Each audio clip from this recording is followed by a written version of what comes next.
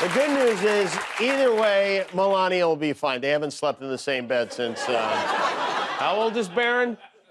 17? Yeah, she'll be okay. He'd be posting in all caps about Meatball Ron DeSyphilis and Nikki Herpy, but they haven't brought it up. Our headquarters in Hollywood, where we keep an eye on everything going on all over the world at all times, especially what's going on politically. The Kimmel showdown is upon us. Yes, the one where Jimmy Kimmel swings hard at Donald Trump with a comedy bat.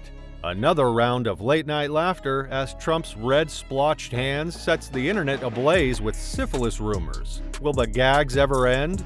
For now, this comedic bout plays to Kimmel's advantage, skewering the former president with his own words. But this time, Jimmy's got a different twist. All the conspiracy theories about those red marks on Trump's hands. As Trump made his way to federal court for the E. Jean Carroll case on the morning of January 17th, syphilis began to trend across social media. Why? This viral photo of these red markings on his hands, which many, including Democratic strategist James Carville, claimed looked like syphilis.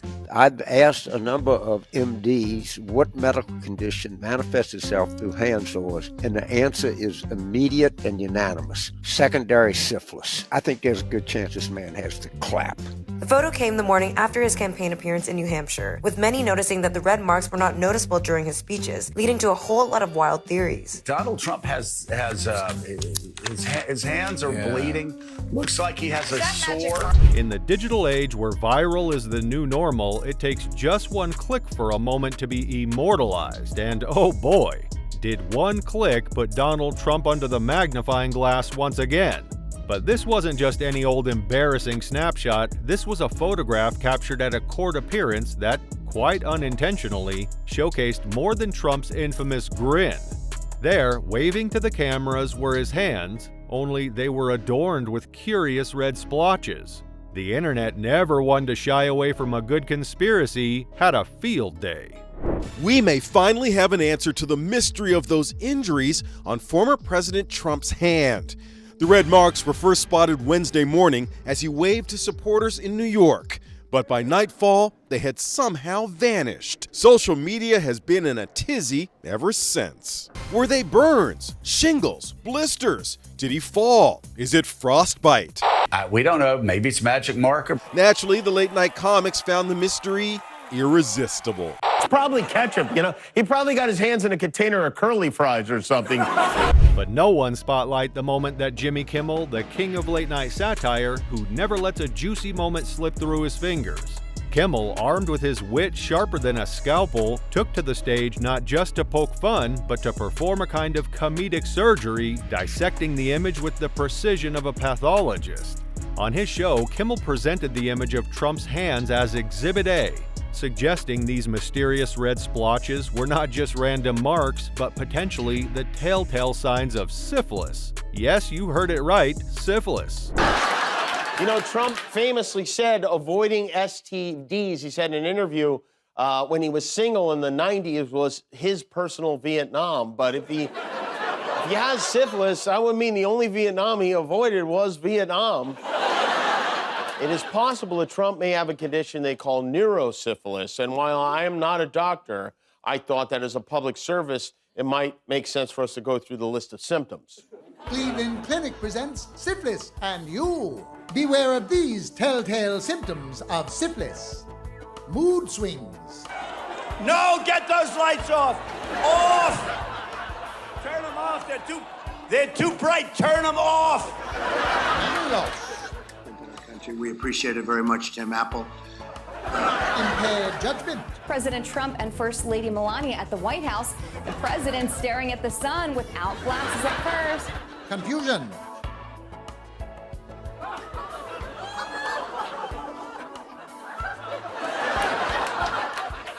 Delusions. Frankly, we did win this election. Delirium. Think of it, magnets. Now, all I know about magnets is this. Give me a glass of water. Let me drop it on the magnets. That's the end of the magnets. Mania.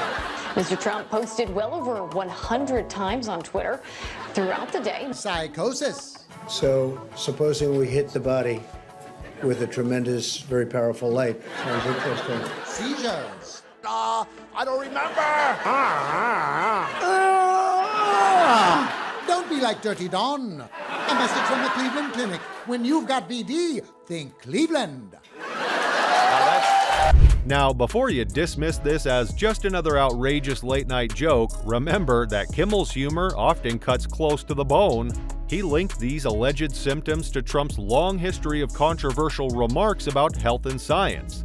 Who could forget Trump's advice during the peak of the pandemic suggesting sunlight and disinfectant as possible treatments for COVID-19? And then I see the disinfectant, where it knocks it out in a minute, 1 minute.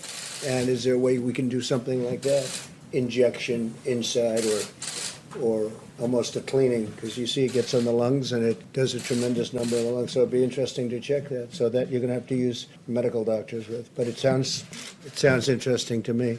So we'll see. But the whole with a track record like that, the joke about syphilis almost seems like a plausible entry in Trump's medical diary, according to Kimmel's comedic diagnosis. But Kimmel wasn't just making a punchline about those red spots. No, he was setting the stage for a deeper commentary on how public figures like Trump manage their health narratives. Kimmel playfully matched these so-called symptoms with a series of Trump's public appearances. The good news is, either way, Melania will be fine. They haven't slept in the same bed since, how old is Barron? 17? Yeah, she'll be okay. He'd be posting in all caps about Meatball Ron DeSyphilis and Nikki Herpy, but they haven't brought it up. I don't know if this had anything to do with that rumor, but Trump has been going out of his way to convince us his brain is just fine. Is it a hard test? It can be hard. I said, look, I got to take it because I got to shut it up. And I took it, and I aced it. I think it was 30 questions. And let me tell you, you know, they always show you the first one, like a giraffe, a tiger, or this, or that, a whale. Which one is the whale? Okay, and that goes on for 3 or 4, and then it gets harder and harder and harder, and then I guarantee you Biden couldn't get by number 3. I think he'd probably get the whale. Well, the segment was not just about laughs, it was a masterclass in satire. Kimmel used the syphilis angle to underscore a larger point about credibility, specifically how Trump's disregard for scientific consensus and penchant for spreading misinformation could lead to public skepticism about his own health claims. In a way, Kimmel was diagnosing a more significant societal ailment, our growing immunity to falsehoods, told from podiums and presidential Twitter accounts. You're not known to be a humble man. But I wonder. I think I am actually humble. I think I'm much more humble than you would understand. I has total respect for Donald Trump and for Donald Trump's very, very large brain. It was a steel ramp. It had no handrail. It was like an ice skating rink. So I took these little steps. I ran down the last 10. And by the way, they're taped. Take a look. In almost every instance, it ends just before I run. Like you'll go person, woman, man, camera, TV. So they say, could you repeat that? So I said, yeah. So it's person, woman, man, camera, TV. Okay, that's very good. One of the wettest we've ever seen from the standpoint of water. It's tremendously big and tremendously wet. By tying Trump's red splotches to syphilis, Kimmel wasn't just aiming for a cheap laugh, he was highlighting the absurdity of Trump's medical musings over the years. It was a callback to all those moments when Trump seemed to stray from the facts, repackaged with Kimmel's trademark comedic flair. The segment brilliantly played into the narrative of Trump as someone who often blurs the line between facts and fiction, making the idea of him having a historical sexually transmitted disease almost an allegorical twist. Silky pajamas. And they were black pajamas, Yes. right? Yeah. So he immediately looks like a Halloween pumpkin or something. I'm pretty sure I thought he was channeling Hugh Hefner. Ah, Hugh Hefner, right. You mentioned that. Significantly less sexy. You made him change, right? Yeah. Yeah, you made him change? Yeah. You made him change. He did change. Yes. I wish you could make him change now. He followed orders much better back then. I don't know. I think maybe you could still order them around a little bit. And, I'd have to speak in Russian, though. You guys had dinner. This is very good. Oh, this is very bad. If history is a mirror to the future, then Trump's past reflections are often as contorted as a carnival funhouse mirror. And Jimmy Kimmel, armed with a quiver full of satirical arrows, is always ready to take aim at these distortions. One particularly rich source of material, Trump's famous or infamous, depending on your viewpoint, comparison of his efforts to avoid sexually transmitted diseases to his personal Vietnam, despite his well-documented avoidance of actual military service. Other thing, what's her name? The woman who gains weight and loses weight, the blonde? Right. From Venezuela? No. She's the Anna Nicole Smith. Anna Nicole Oh, Anna Smith. Nicole. Yeah, I heard you banged her. She wants to be in the contest. She wants to be in the Miss USA, the Miss Universe contest. She doesn't qualify for the contest. She's too chubby. She's too chubby. Became Miss Cuervo Gold. That's right. She's too chubby. But you banged her, right? She wants. Well, that's been a rumor out there for a long time. You're saying you never had sex with her? It's just been a rumor out there for a long time. I don't even know where those rumors come from. Where do they come from? Have you had sex with Anna Nicole Smith? You know, it's funny, Howard. If I had sex with a number of women that I'm supposed to have had sex with, I wouldn't be talking to you right now. I'd be dead. Yeah, you'd be dead. You'd have some disease. I'd be dead. What do you do? Let me ask you something, because you're as germ paranoid as I am. The worse. Let's say I suddenly became single, right? Right. And you and I are hanging out. You wouldn't because your wife is so great. Right. Would you ever do it? What, be single? Yeah. In an interview that has now become legendary or perhaps notorious, Trump once described his dating life in the late 70s and early 80s as his own version of Vietnam. "It's my personal Vietnam. I feel like a great and very brave soldier," Trump declared, a statement that Kimmel resurrected with glee. This audacious analogy not only made the rounds in the media back when it was first uttered, but has since become a favorite clip on Kimmel's show whenever he needs a perfect example of Trumpian hyperbole. The irony of this statement is almost too rich to pass up, and Kimmel certainly did it. When he was single in the 90s was his personal Vietnam, but if he has syphilis, that would mean the only Vietnam he avoided was Vietnam. It is possible that Trump may have a condition they call neurosyphilis, and while I am not a doctor, I thought that as a public service, it might make sense for us to go through the list of symptoms. Here was Donald Trump, who secured a total of 5 draft deferments during the Vietnam War, comparing the battlefield risks soldiers faced to navigating the New York dating scene. The first 4 deferments were for education, and the 5th was for bone spurs in his heels, a condition that seemed not to impede his tennis skills, as noted by many at the time. At college, like a lot of people did, numerous deferments because of college, and I had a foot thing, and I had deferment for that. Despite the fact Trump had been active in various sports, including basketball and baseball. The battles have no fixed front. Trump often explains it was his high draft number, 356, which spared him from going to Vietnam. That was an amazing period of time in my life. I was sitting at college watching. I was going to the Wharton School of Finance, and I was watching as they did the draft numbers, and I got a very, very high number. We're going to take care of the vets, believe me. We're going to take care of their medical. We're going to take care of the vets. Kimmel dove into his juxtaposition with the veracity of a comedian who knows he struck gold. He highlighted the contradiction in Trump's self-portrayal as a brave soldier in the sexual escapades of his youth against his actual record of avoiding real military service. Kimmel suggested that if avoiding STDs was akin to dodging bullets, then surely Trump's bone spurs must have been a miraculous selective ailment, flaring up only when the draft board called. Soldier going over to Vietnam. And if you have any guilt about not having gone to Vietnam, right, we have our own Vietnam. It's called the dating game. Did you say that more people were killed by women in this act than killed in Vietnam? Yes. Okay. That is true. Adding another layer to the satire, Kimmel used video clips of Trump's various military comments over the years, from his criticisms of actual war heroes to his controversial statements on military operations and decisions. He blatantly stated that McCain is not a war hero. Oh boy, Trump makes my life difficult. He had 15,000 crazies show up. Crazies. He called them all crazy. I said they weren't crazy. They were great Americans. These people, if you would have seen these people, I know what crazy is. I know all about crazies. These weren't crazy. So he insulted me, and he insulted everybody in that room. And I said, somebody should run against John McCain, who has been, you know, in my opinion, not so hot. And I supported him. I supported him for president. I raised $1 million for him. It's a lot of money. I supported him. He lost. He let us down. But, you know, he lost. So I never liked him as much after that, because I don't like losers. But Frank, let me get to it. He hit me. He's not a war hero. He's a war hero. He's a war hero. 5.5 years. He's a war hero because he was captured. I like people that weren't captured, okay? I hate to tell you.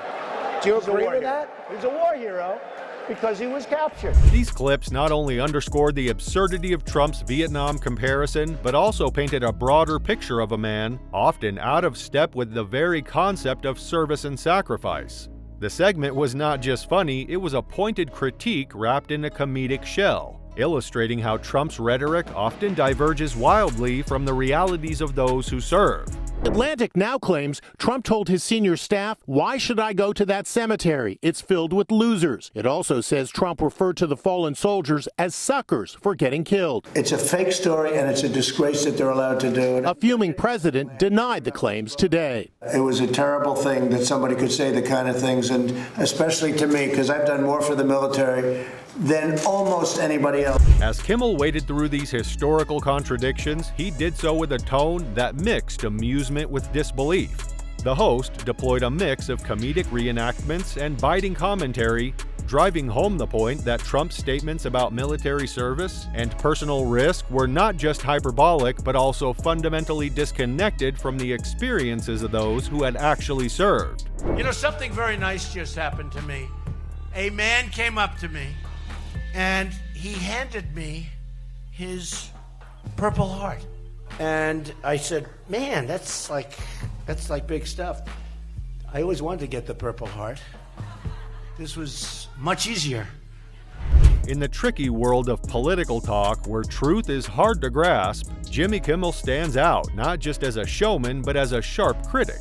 In the same episode, Kimmel pulls up a statement from Trump where he talks about America's natural resources with a peculiar twist, calling them liquid gold, and even more puzzling, renaming corn as non-liquid gold. It's a classic Trumpism, taking something straightforward and giving it a spin that leaves even the dictionaries dizzy.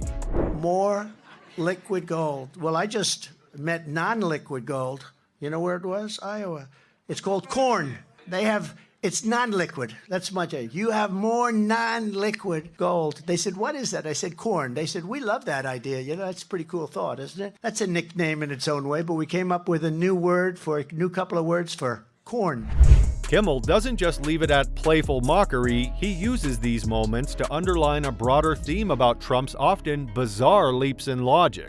For instance, Kimmel questions how Trump's audience reacts to these golden terminologies. Does an auditorium full of supporters nod in agreement as if corn had just been discovered as a precious metal?